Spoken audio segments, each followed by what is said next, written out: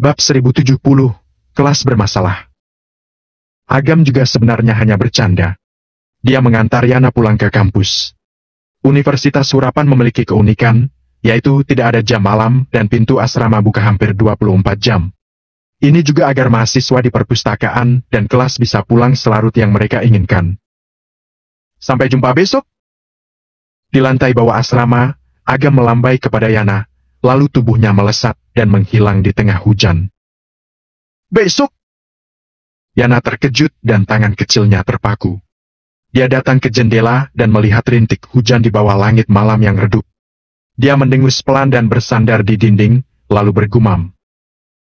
Misterius sekali, tapi orang ini selalu seperti ini. Setelah meninggalkan kampus, Agam kembali ke hotel. Ketika dia membuka pintu, dia melihat Vero duduk di tempat tidur dengan ekspresi aneh. Dia mundur keluar dari pintu dan melirik nomor pintu. Dia masuk lagi dan berkata, Bibi Vero, apa yang kamu lakukan di kamarku? Tentu saja untuk berbicara denganmu tentang banyak hal. Vero memutar matanya pada Agam. Dia mencondongkan tubuh dan mengendus-endus Agam. Dia pun mendengus. Tidak heran kamu tidak memanggil bibimu makan hotpot. Ternyata kamu berkencan dengan seorang gadis. Benar saja, kamu tipe yang melupakan ibu setelah menikah. Agam tertawa pasrah. Bibi, kapan kamu menjadi ibuku? Bukankah Bibi itu sama saja dengan ibu kedua? Vero mengangkat alisnya dan berkata, Ya sudahlah, aku juga sudah terbiasa sendirian. Aku dengar pembahasanmu dengan Hypno berjalan baik. Bagaimana kalau besok mulai kerja? Kerja apa? Tentu saja ke Universitas Surapan untuk menjadi dosen. Bibi, kamu ingin aku menjadi dosen? Kamu tidak bisa terus mengawasi Putri Zafir setiap hari, kan? Kamu harus punya identitas yang masuk akal dong. Kenapa kamu tidak membiarkanku menjadi mahasiswa saja? Vero menggelengkan kepalanya dan menyerahkan sebuah dokumen kepada Agam. Dia adalah Putri Zafir. Namanya Yofriejdi dari kelas ke-3142. Kamu akan pergi ke kelas itu sebagai dosen pembimbing. Agam melihat foto di tangannya, seorang gadis dengan rambut pendek sebau mengenakan kacamata. Wajahnya sangat cantik, tetapi dia tidak terlihat bersemangat dan lincah seperti orang-orang di usianya. Sebaliknya, dia penuh ketegasan dan ketidakpedulian. Kenapa nama keluarganya Judi? Agam mengerutkan kening dan bertanya. Zafir sangat fokus pada penelitian akademis. Dia sering tidak pulang selama 1 atau 2 tahun. Istrinya tidak tahan. Jadi dia menceraikannya.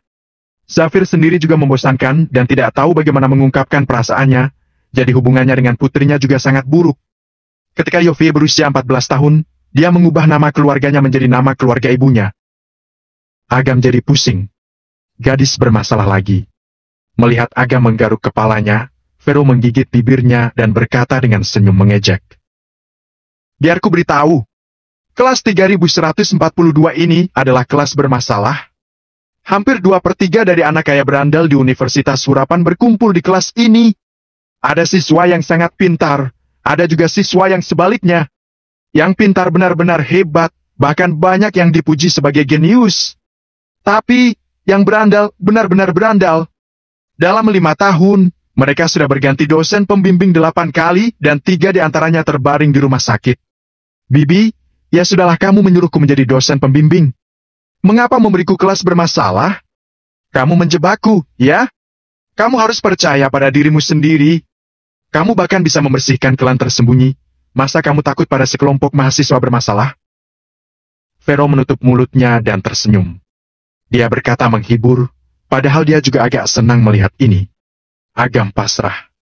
Dia membaca-baca dokumen dan bertanya. Kalau kelas ini sangat istimewa, mengapa sekolah tidak memisahkan mereka? Vero menggelengkan kepalanya dan berkata, ada banyak konflik kepentingan kelompok kekuatan dan keluarga kaya yang terlibat dalam hal ini. Ini bukan sesuatu yang bisa dijelaskan dengan mudah. Dengan kata lain, lebih mudah untuk mengatur dan mengoordinasi mereka dengan mengumpulkan mereka dalam satu kelas. Sebenarnya, Vero juga memiliki tujuan pribadi. Beberapa orang ini tampak bermasalah, tetapi latar belakang mereka tidak dapat diremehkan. Ada juga beberapa orang dengan tingkat kepintaran yang luar biasa.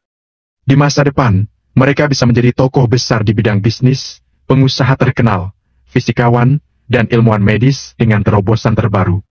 Agam menjadi dosen pembimbing mereka akan memainkan peran yang sangat penting dalam membentuk jaringannya di ibu kota kekaisaran di masa depan. Keesokan paginya, sekitar pukul 8, Agam dibangunkan dari tempat tidur oleh Vero. Setelah sarapan sederhana, mereka bergegas ke kampus. Sebagai institusi pembelajaran tertinggi di Indonesia, Universitas Hurapan memiliki pesona ilmiah, sejarah, dan budaya yang kuat. Begitu tiba di kampus, Agam melihat beberapa mahasiswa dan dosen mengendarai sepeda menuju kelas. Mendengarkan denting bel sepeda, Agam terasa seolah kembali ke tahun 1990-an. Berada di kampus memberi Agam rasa rileks yang tidak biasa. Melihat para anak-anak muda, Agam menghela napas. Hanya setelah melangkah ke dunia kerja, baru tahu keindahan masa sekolah. Kamu tidak jauh lebih tua dari mereka. Kenapa kamu bersikap begitu kuno? Beberapa dari mereka bahkan mungkin lebih tua darimu. Kata Vero dengan kesal saat melihat Agam menghela napas penuh emosi. Agam mengelus hidungnya. Itu benar. Namun, setelah lulus selama lebih dari setahun, dia telah mengalami terlalu banyak hal. Mentalnya sudah jauh lebih dewasa dari orang seumurannya. Cara Agam memandang berbagai hal juga menjadi berbeda. Vero menelepon, tetapi tidak ada yang menjawab. Dia agak mengerutkan kening dan meminta Agam untuk menunggu di lantai bawah ruang administrasi. Dia naik lebih dulu untuk mencari koneksi. Agam duduk di tangga batu dan melihat para mahasiswa yang datang dan pergi. Pikirannya terus melayang bersama dengan bayangan mereka. Kak Agam! Tiba-tiba, terdengar suara terkejut senang. Seorang gadis berkucir ekor kuda datang. Matanya tampak penuh bintang, bersinar dengan penuh semangat. Agam menarik pikirannya dan melihat gadis itu berjalan ke arahnya dengan cepat. Dia tidak bisa menahan senyum. Gadis itu tidak lain adalah Isadora. Kak Agam, mengapa kamu di sini? Isadora sangat senang. Dia terus mengkhawatirkan Agam sejak mereka berpisah. Dia tidak menyangka akan bertemu Agam di tempat ini. Dia sengaja berdiri lama di sampingnya, takut salah mengenal orang. Ada urusan. Agam tersenyum, mengusap kepala Isadora, dan tersenyum. Bagaimana? Apa kamu sudah terbiasa dengan kehidupan kampus?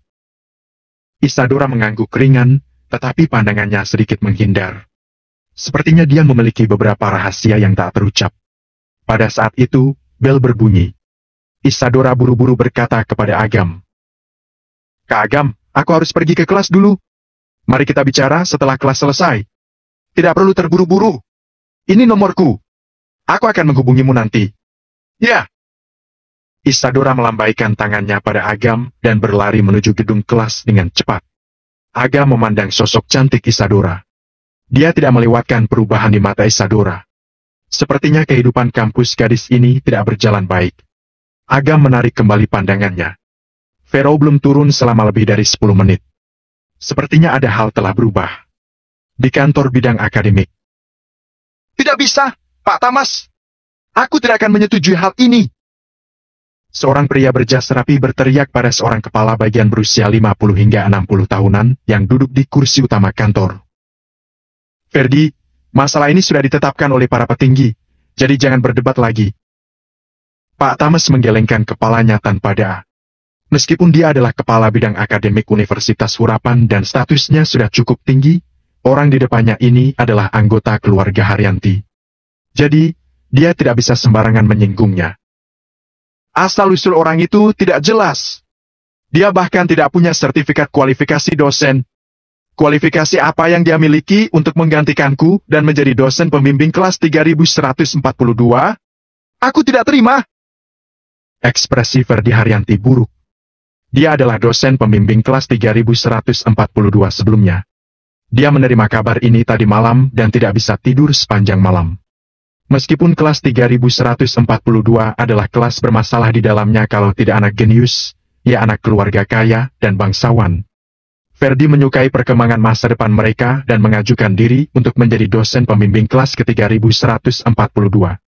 Meskipun dia adalah anggota keluarga Haryanti dibagi menjadi beberapa tingkatan keluarga. Tingkatan keluarga tempat dia berada tidak hebat, malah agak terpinggirkan. Oleh karena itu, Identitasnya sebagai anggota keluarga Haryanti hanya bisa menakuti orang lain dan tidak memiliki kuasa yang sebenarnya. Karena itu, dia ingin menggunakan kelas 3142 sebagai fondasi untuk mengembangkan kekuatannya di ibu kota kekaisaran. Namun, selembar kertas langsung mengacaukan rencananya.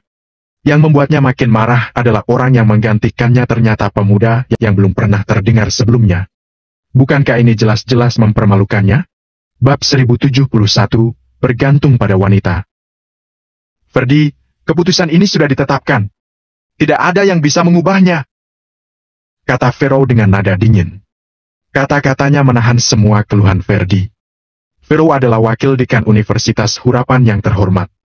Meskipun dia baru berusia awal 30-an, pencapaian penelitian akademisnya sangat luar biasa. Dia telah menerbitkan total 31 jurnal ISC dan memenangkan hampir semua penghargaan di dalam dan luar negeri. Lebih penting lagi, dia juga putri dari kepala keluarga Haryanti. Hanya dengan identitas ini saja sudah membuatnya tidak berani berbicara lebih banyak. Jangan merasa dirugikan. Seperti apa kelas 3142 setelah setengah tahun di tanganmu?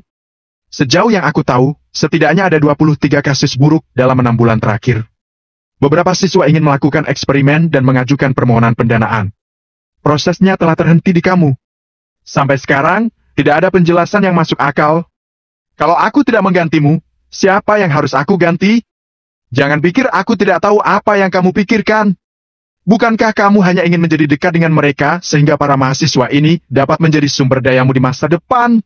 Aku tidak dapat mengendalikan pikiranmu, tetapi kamu sangat malas mengurus mereka dan menyanyiakan bakat para mahasiswa. Kamu merusak semua anak jenius, maka aku harus ikut campur. Ekspresi Vero dingin dan matanya berkilat dingin. Auranya menekan beberapa orang di kantor hingga sesak napas. Vero dikenal sebagai salah satu 4 permaisuri ibu kota kekaisaran. Itu bukan hanya karena dia memiliki latar belakang yang baik dan wajah yang cantik. Kemampuannya juga merupakan faktor yang tidak bisa diabaikan. Sebelum dia terpilih sebagai wakil dekan Universitas Hurapan, tidak ada yang tahu identitas aslinya. Semua pencapaian prestasinya didasarkan pada usahanya sendiri. Karena ini saja, semua orang di kantor harus mematuhinya. Oke, aku tidak masalah kamu menggantiku. Kalau kamu menemukan seseorang yang lebih hebat dari aku akan bersedia untuk mundur. Tapi, orang yang menggantikan aku ini, orang macam apa dia? Ferdi berkata dengan tidak rela. Ekspresi Vero sedikit berubah dan dia menegur. Ferdi Haryanti, ini kampus. Tolong perhatikan kata-katamu. Vero tidak akan membiarkan siapapun mempermalukan keponakannya. Jika bukan karena ini kampus, dia akan menampar Ferdi. Kata-kata Pak Ferdi memang agak kasar. Tapi memang begitulah kenyataannya. Salah satu profesor botak berbisik. Dia bersekongkol dengan Ferdi. Ketika Ferdi ditempatkan ke kelas 3142, mereka bersekongkol untuk menggunakan sumber daya ini bersama-sama untuk mengembangkan karier mereka. Sekarang rencana mereka terputus di tengah jalan. Meskipun dia tidak berani membantah Vero, dia tetap ingin mengeluh. Universitas Hurapan adalah institusi tertinggi di Indonesia. Setiap mahasiswa di dalam sini adalah putra dan putri terpilih. Kelas 3142 adalah puncak utama gunung ini. Menyerahkan mereka diurus oleh anak muda 24 hingga 25 tahunan? Aku pikir masalah ini agak kurang pertimbangan. Ya, universitas ini memang bagus, tapi jauh dari Universitas Hurapan. Bukankah konyol menggunakan orang seperti itu untuk mengurus para mahasiswa itu? Dua profesor lainnya ikut berkata satu demi satu. Mata Vero yang indah menunjukkan tatapan dingin, tetapi dia juga agak tidak berdaya. Dia tahu pasti akan ada perlawanan dalam masalah ini. Meskipun dia adalah wakil dekan, dia jarang berada di Universitas Hurapan. Dia sering pergi ke seluruh negeri, bahkan ke luar negeri untuk terlibat dalam kegiatan akademik. Dalam hal hubungan dengan rekan di sekolah, dia jelas kalah dekat dibanding Ferdi. Apalagi para profesor ini semuanya adalah orang-orang Ferdi. Ferdi sengaja membawa mereka kemari untuk membuat masalah bagi Vero. Saat itu, ada ketukan di pintu luar. Agam membuka pintu dan masuk. Begitu dia masuk, Agam merasakan suasana kaku dan penuh emosi. Sebuah pandangan langsung tertuju padanya. Kamu mahasiswa dari fakultas mana? Ini kantor bidang akademik. Siapa yang mengizinkanmu masuk? Keluar! Ferdi marah. Melihat Agam masuk, dia langsung membuka mulutnya dan memarahi. Dia dosen pembimbing yang aku ajukan. Vero tidak menyangka Agam akan datang langsung. Dia buru-buru berjalan dan menarik Agam untuk berbisik. Kenapa kamu tidak patuh dan menungguku di bawah? Aku mengkhawatirkanmu. Agam berkata sambil tertawa. Mendengar keponakannya peduli padanya, kemarahan Vero langsung lenyap. Dia tidak tahan memutar mata pada Agam, tetapi sudut mulutnya tidak bisa menyembunyikan senyum. Mendengar perkenalan Vero atas Agam, ekspresi Ferdi berubah masam dan pandangan matanya berubah menyeramkan. Ayo, izinkan aku memperkenalkanmu. Melihat suasananya agak canggung, Pak Thames berinisiatif untuk berdiri, menunjuk Agam, dan tersenyum pada yang lain. Kawan muda ini adalah rekan baru kita, dosen pembimbing baru kelas ke-3142. Namanya Agam Tama. Aku berharap semua orang akan mendukung pekerjaannya di masa depan. Tepuk tangan untuk menyambutnya. Selesai berbicara, Pak Thames memimpin bertepuk tangan. Namun, sesi kantor sepi dan tidak ada yang mengikutinya. Ferdi mendengus. Dia tidak mengenal Agam dan belum pernah mendengar nama ini. Dia hanya tahu keberadaan penguasa neraka, tetapi dia tidak pernah tahu nama asli penguasa neraka. Apa kamu dosen pembimbing baru kelas 3142? Profesor botak itu berdiri, memegang kacamatanya, dan berkata, izinkan aku bertanya, apa keunggulan kamu sebagai dosen pembimbing? Kualifikasi apa yang kamu miliki untuk mengajar? Apa konsep dan prestasi mengajar yang kamu miliki? Aku tidak punya apapun yang kamu katakan. Kata Agam. Ferdi mengejek dan berkata, Profesor Antono, jangan mempersulitnya. Lihatlah gelar sarjananya. Meskipun dia juga seorang lulusan universitas yang bagus, dia jauh lebih rendah dari Universitas Hurapan. Orang seperti dia tidak punya apa-apa. Di kampus kita, dia bahkan kalah dari tukang membersihkan toilet. Saat dia berbicara, Ferdi memandang Agam dan mencibir. Tadi kamu bilang kamu tidak punya apa-apa. Jadi apa yang kamu punya? Bagaimana kamu bisa tidak malu menjadi dosen pembimbing?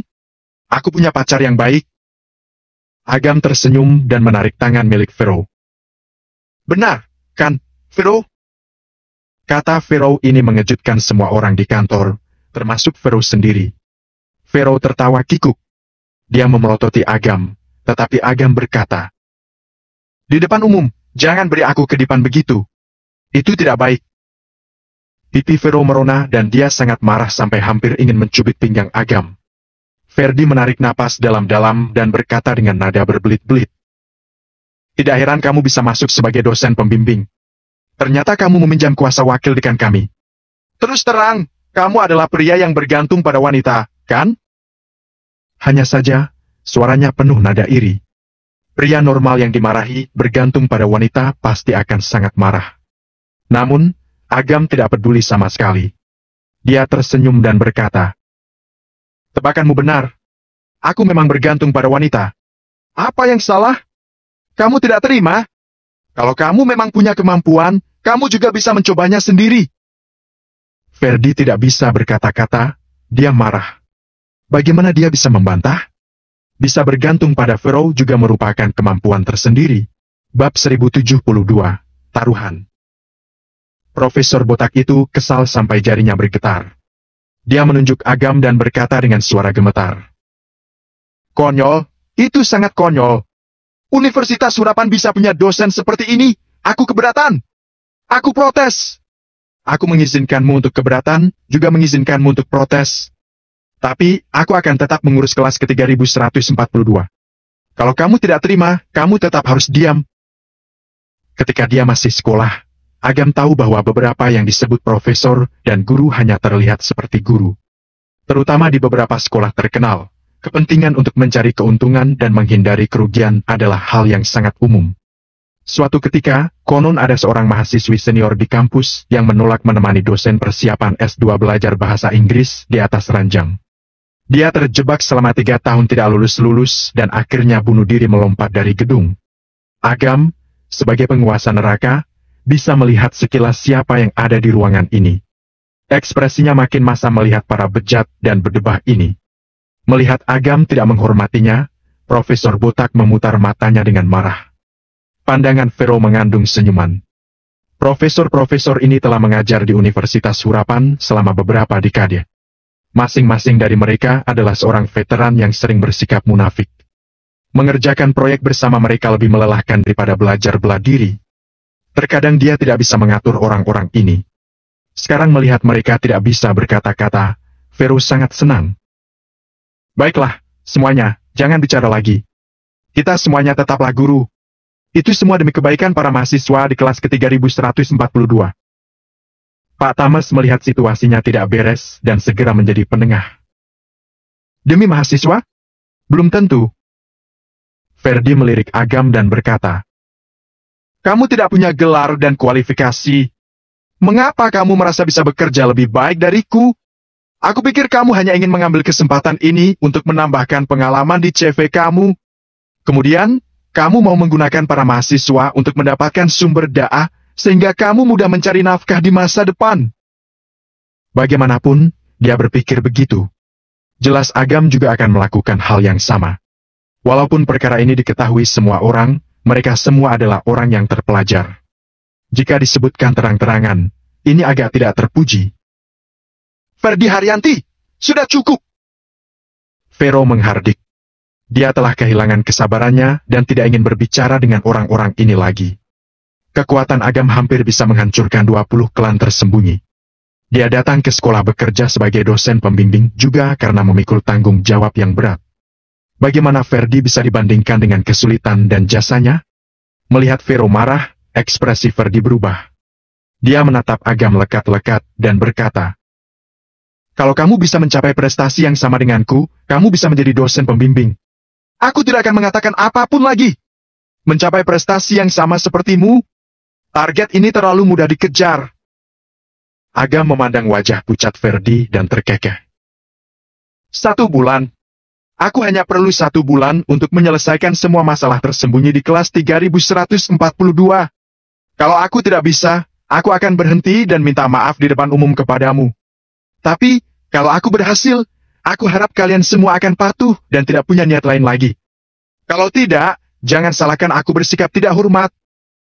Jika orang-orang ini tidak ditangani, akan ada banyak masalah. Agam tidak ingin terganggu oleh orang-orang ini. Jadi dia harus menutup mulut mereka dengan hasilnya untuk selamanya. 1 bulan? Apa kamu tahu apa yang kamu bicarakan? Ferdi tertawa dan mengejek. Masalah kelas 3142 telah ada selama beberapa tahun. Banyak dosen pembimbing yang tidak bisa memecahkannya. Kamu ingin menyelesaikannya dalam 1 bulan? Anak muda, kelas ini sedikit istimewa. Sebaiknya kamu siap mental. Kalau tidak, tidak ada yang bisa melindungimu kalau sesuatu yang tidak terduga terjadi. Pak Thomas melihat Agam bersumpah dan mau tidak mau menggelengkan kepalanya. Pemuda itu terlalu impulsif. Tidak hanya ada jenius di kelas ini, tetapi juga beberapa anak dari keluarga bangsawan. Anak-anak ini telah dimanja sejak mereka masih muda dan tidak takut hukum. Tidak ada yang bisa membereskan mereka. Kampus juga sudah mengundang beberapa guru ternama dari seluruh negeri.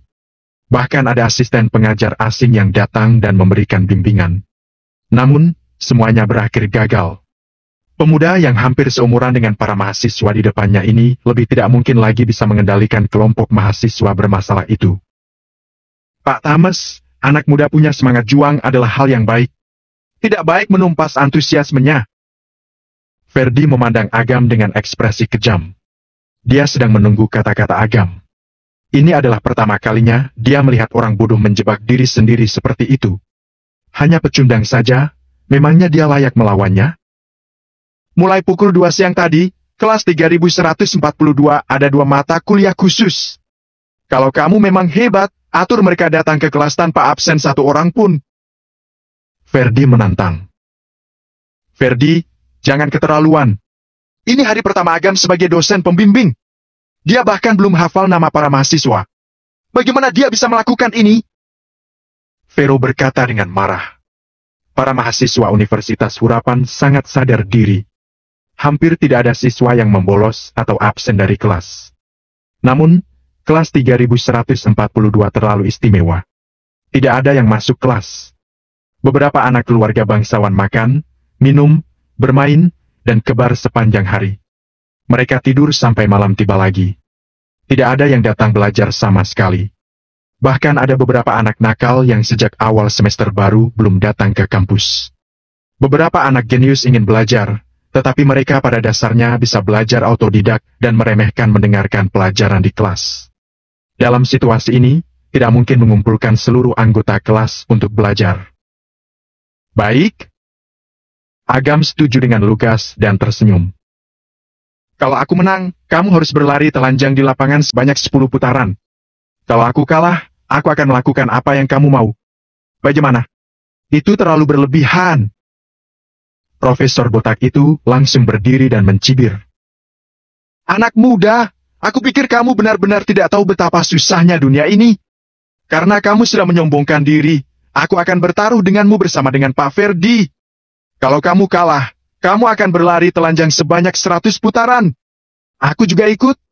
Anak muda sepertimu perlu mendapat pelajaran. Nak, kalau kamu mengharapkan Vero bisa membantumu, kamu salah besar.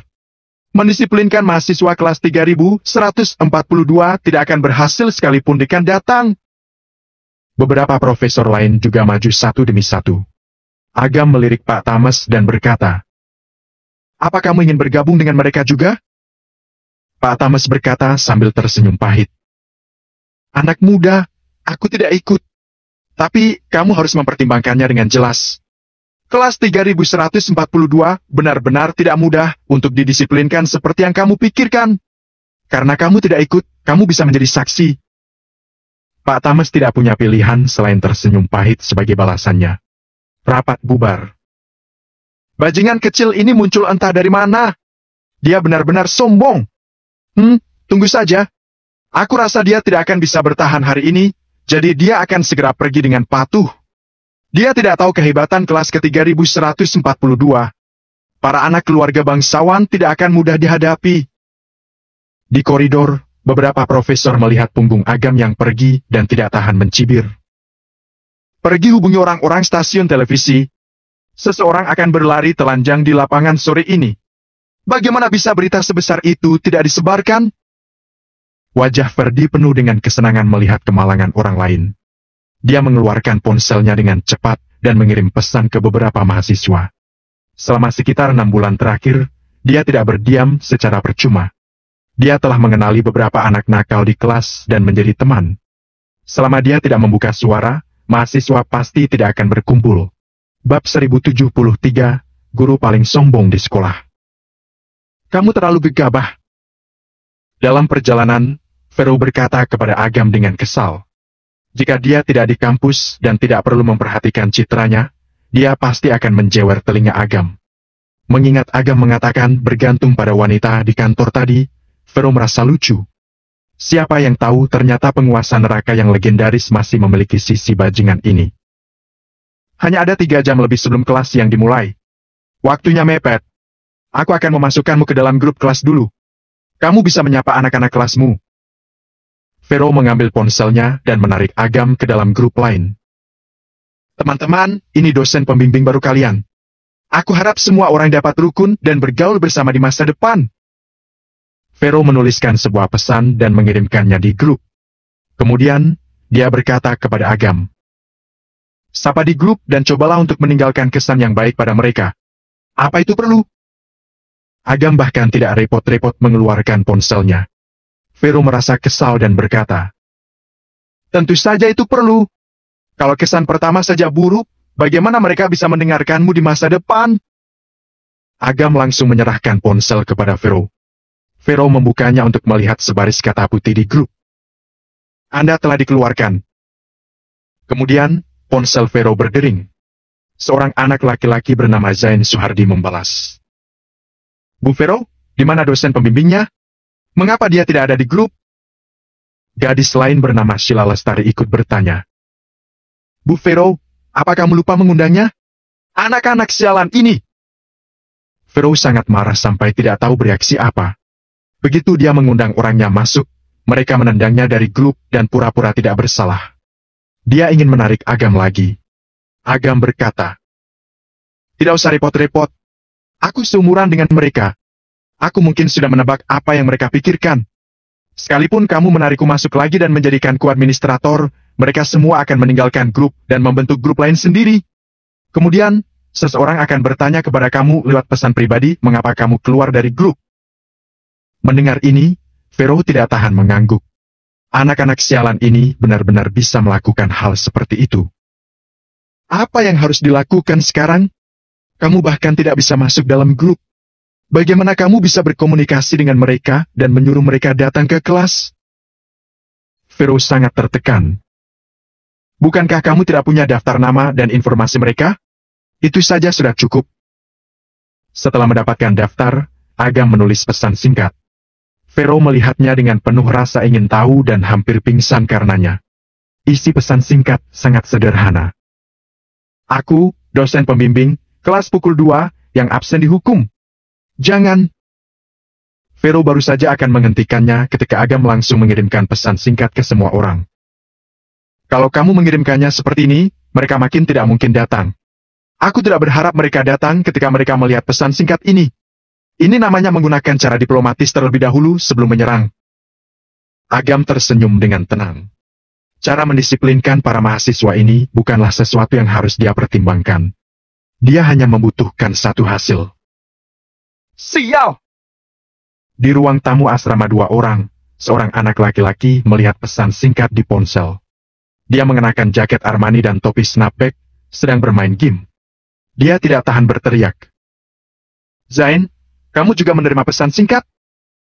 Seorang pria lain keluar. Dia adalah putra wakil gubernur ibu kota Kekaisaran. Namanya Jimmy Santoso. Namun, dengan statusnya ini, dia hanya bisa dianggap orang tingkatan rendah di kelas ke-3142. Zain sendiri, di sisi lain, adalah keturunan langsung keluarga Suhardi di ibu kota Kekaisaran dan cucu dari kepala keluarga lama keluarga Suhardi. Dia tidak tahan melotot dan berkata, dosen pembimbing ini bodoh, ya? Beraninya dia mengancamku. Kalian semua dapat pesan singkat darinya? Tanya anggota grup lainnya. Semuanya terima. Pendatang baru ini cukup sombong. Itu karena dia tidak tahu seberapa hebatnya kita. Nanti dia akan tahu akibatnya. Gak ada yang boleh masuk kelas jam 2 siang ini. Apa kamu bercanda? Memangnya kita pernah ke sana? Zain, pendatang baru ini sangat sombong. Kita harus membalasnya. Mata Jimmy berputar. Anak keluarga kaya sepertinya sudah bisa menikmati hidup sejak mereka masih kecil. Mereka bosan bermain di tempat hiburan yang ada di ibu kota Kekaisaran. Sekarang ada seorang dosen pembimbing yang tidak takut mati. Itu juga bisa dianggap sebagai hiburan. Omong kosong, kita tentu harus memberi pendatang baru ini kejutan besar. Kalau tidak, bukankah itu akan mencoreng nama kelas 3142? Zain tersenyum dan langsung membuka WhatsApp untuk menghubungi beberapa teman sekelas. Mereka mulai mendiskusikan bagaimana cara menyambut dosen pembimbing baru ini. Vero masih ada seminar di pagi hari. Sebelum dia pergi, dia secara khusus mengingatkan Agam untuk siap mental. Tidak lama setelah Vero pergi, sebuah panggilan telepon masuk. Agam mengenali nomor itu milik seorang mahasiswa bernama Zain. Di telepon, Zain bersikap tulus dan nada bicaranya sangat baik.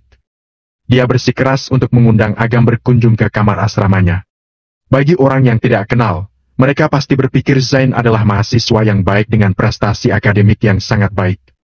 Universitas Hurapan umumnya hanya memiliki asrama bersama dan hanya mahasiswa S3 yang dapat mengajukan kamar pribadi. Tentu saja, ada juga kelompok khusus yang dapat mengajukan kamar sendiri atau berdua. Hampir semua siswa di kelas 3142 memenuhi persyaratan kelompok khusus ini. Sesampainya Agam di pintu masuk asrama sangat sepi. Jika Agam adalah dosen biasa, dia tidak akan curiga. Namun, Agam memiliki mata hakim dunia. Dia bisa melihat situasi di balik pintu dengan jelas. Lampu asrama tidak menyala dan tirainya tertutup. Di dalam gelap gulita, ada model rangka manusia di depan pintu. Di depannya, ada kelereng-kelereng yang memenuhi lantai. Ada juga 2 ember air es di atas 2 kursi di sebelahnya. Selama ada orang yang masuk, pasti akan terkejut melihat model rangka manusia menginjak kelereng, dan jatuh. Kemudian, orang itu akan menendang kursi dan air di ember di atas kursi akan membuatnya basah kuyup. Agam merasa agak lucu. Trik kecil semacam ini jelas tidak bisa menantangnya. Setelah mengetuk pintu dan mendengar suara di dalam, Agam mendorong pintu terbuka. Zain dan Jimmy yang bersembunyi dalam kegelapan melihat pintu terbuka. Namun, tidak ada siapapun di sana. Mereka bingung. Kenapa pendatang baru ini tidak masuk? Mungkinkah dia takut? Pengecut sekali. Padahal aku sudah susah payah menyiapkan begitu banyak hal. Mereka berdua menunggu beberapa saat, tetapi masih belum ada yang masuk. Zain berkata kepada Jimmy, "Pergi dan lihatlah, apa dia masih di depan pintu. Panggil dia masuk. Sudah selama ini, pasti sudah tidak ada." Jimmy memanyunkan bibirnya. Saat dia hendak berdiri, tirai tiba-tiba terbuka. Keduanya terkejut. Hanya ada mereka berdua di asrama. Kenapa tirai terbuka sendiri? Masa hantu keluar di siang bolong? Tanpa menunggu mereka bereaksi, sebuah tengkorak langsung menempel ke wajah mereka. Hal ini membuat mereka takut hingga berteriak dan berlari keluar. Alhasil, keduanya menginjak kelereng-kelereng yang telah diletakkan sebelumnya. Mereka langsung jatuh dengan menyedihkan dan menendang ember. Mereka pun basah kuyup oleh air es. Musim hujan di utara sangat dingin. 2 ember air dingin yang membasahi mereka membuat mereka menggigil. Klik! Lampu dinyalakan dan Agam berdiri di depan mereka sambil memegang model rangka manusia. Orang yang tiba-tiba muncul di asrama membuat mereka sangat takut. Mereka saling berpelukan dan jeritan mereka bergema di seluruh koridor. Haha, puas sekali! Ferdi tahu Zain akan melakukan sesuatu dan sengaja menunggu di dekat asrama. Dia ingin melihat Agam mempermalukan dirinya sendiri. Hasilnya tidak mengecewakan. Teriakan ini benar-benar merdu di telinga. Anak muda yang baru saja lulus ingin mengendalikan para mahasiswa ini? Tidak tahu diri. Aku masih ingat guru terakhir yang percaya diri seperti itu merangkak keluar dari asrama. Bab 1074, dibereskan satu persatu. Di asrama, Zain dan Jimmy tersadar. Setelah memastikan Agam di depan mereka adalah orang yang masih hidup, mereka agak lega. Sialan, siapa kamu? Dosen pembimbing baru. Agam melihat sekeliling dan menghela napas penuh emosi. Kalian benar-benar sangat suka belajar. Kalian tidak membuka tirai ataupun menyalakan lampu di siang bolong. Kalian juga punya model rangka manusia di kamar. Kalian pasti belajar sepanjang malam kemarin. Apa kalian baru saja bangun? Keduanya merasa malu dan buru-buru pergi ke kamar tidur untuk ganti baju bersih.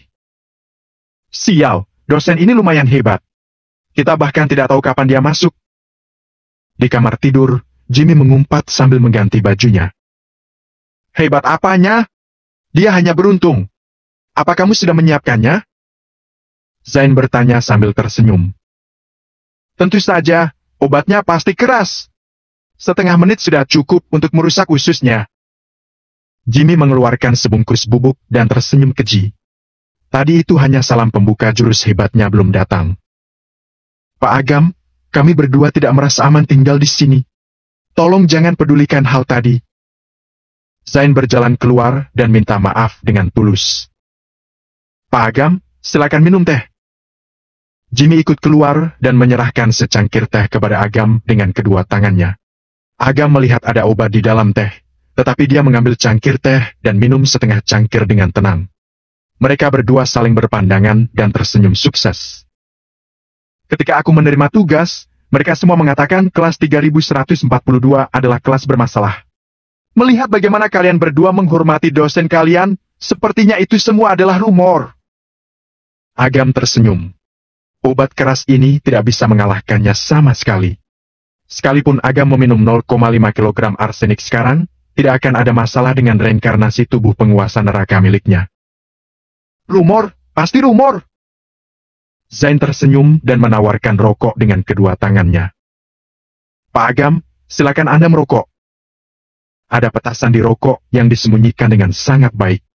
Agam mengambil rokok dan sekalian mengeluarkan sekotak rokok.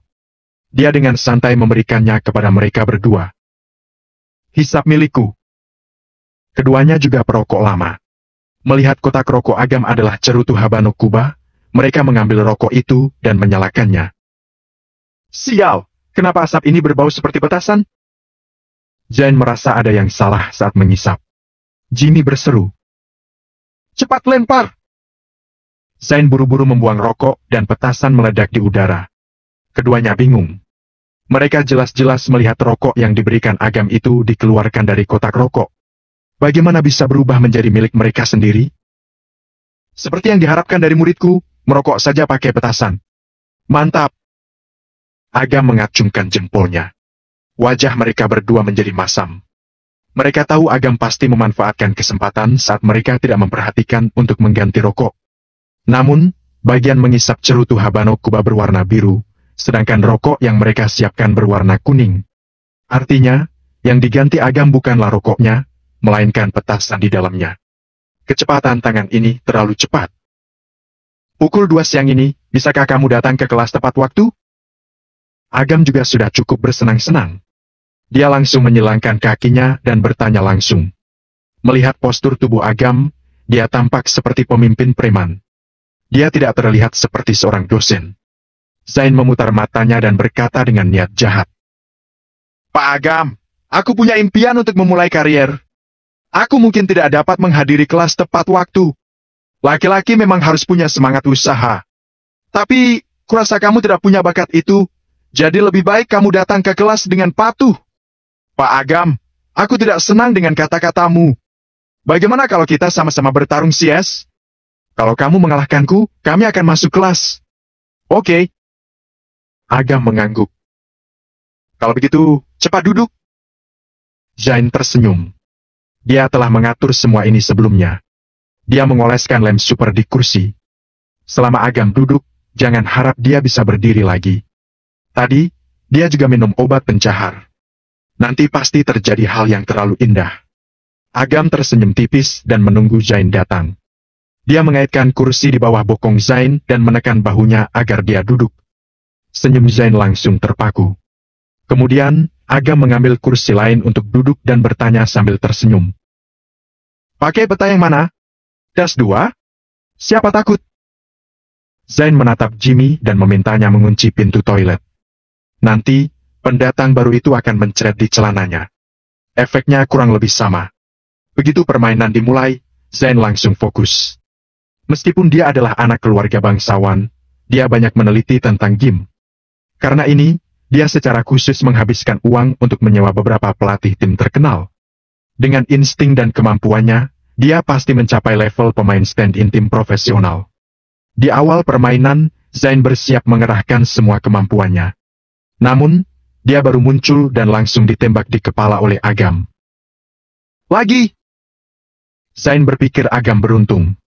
Kali ini, dia akan bersaing dengan Agam lewat keahlian menembak. Alhasil, Agam turun dari langit dan langsung menembak kepalanya. Setelah berkali-kali terbunuh dan kalah berkali-kali, Zain bahkan tidak pernah menyerang Agam. Matanya memerah. Apa kamu bermain curang? Zain tidak tahan berkata. Kalau tidak sehebat orang lain, harus bersedia mengakui kekalahan. Agam mengejek dan pergi ke balkon untuk menyalakan rokok. Dia sudah lama tidak bermain game, tetapi pencapaian mentalnya tinggi. Dia sangat tahu perubahan suasana hati Zain. Ini seperti memakai mata transparan bagi Agam. Momen sekejap bagi orang biasa menjadi selambat siput baginya. Oleh karena itu, tidak aneh dia bisa menang melawan Zain. Sial! Zain tidak mau terima. Dia makin marah karena Agam tidak bereaksi apa-apa setelah waktu yang lama. Dia melirik Jimmy di samping dan berbisik. Kamu membeli obat palsu, ya? Jimmy juga bingung. Dia mengambil cangkir teh yang tersisa dan menyesapnya.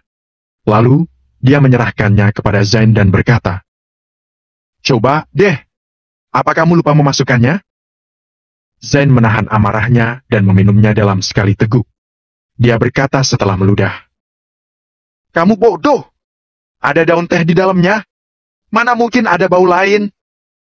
Begitu kata-katanya selesai, dia merasa perutnya bergemuruh dan wajahnya tiba-tiba berubah. Wajah Jimmy juga menjadi pucat. Tanpa basa-basi, keduanya langsung bergegas masuk ke toilet. Bokong Zain menempel di kursi dan dia jatuh terjerembab. Karena merasa sudah akan keluar, dia melepas celana panjangnya dan bergegas ke toilet dengan celana dalamnya. Bangsat! Kenapa pintunya dikunci? Bukannya kamu yang memintaku untuk menguncinya? Kunci! Cepat buka, aku tidak bisa menahannya lagi. Kelas dimulai tepat pukul 2 siang. Agam mematikan puntung rokok, berjalan ke depan pintu, dan pergi setelah mengatakan itu kepada keduanya. Dia meninggalkan mereka berdua yang menggedor pintu toilet sambil meratap kesakitan. Setelah meninggalkan gedung asrama, Agam membolak-balik daftar dan menghubungi seorang anak laki-laki bernama Gordon Shibara. Setelah sekian lama, teleponnya dijawab dengan kasar dan suara terengah-engah terdengar. Halo, ini siapa? Gordon Shibara, ya? Aku dosen pembimbingmu, pukul 2 siang. Ada pertandingan basket pukul 2 siang nanti. Aku sedang latihan. Pergi sana! Selesai dia berbicara, orang itu langsung menutup telepon. Agam tidak kesal. Ini seperti dugaannya. Mahasiswa-mahasiswa ini harus didatangi satu persatu. Dia menghubungi Yana dan memintanya untuk membolos. Yana diminta menjadi pemandunya dan membawa Agam ke lapangan basket.